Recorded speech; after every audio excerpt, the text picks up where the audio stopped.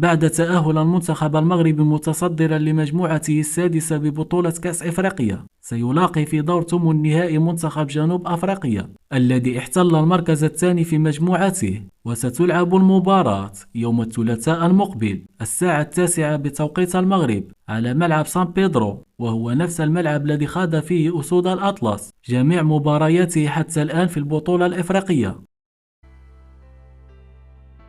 في إنجاز تاريخي لكرة القدم النسوية المغربية، تأهل المنتخب المغربي لكرة القدم تحت 20 سنة إلى نهائيات كأس العالم للسيدات بعد فوزه على المنتخب الإثيوبي في مجموع مباريات الذهاب والإياب.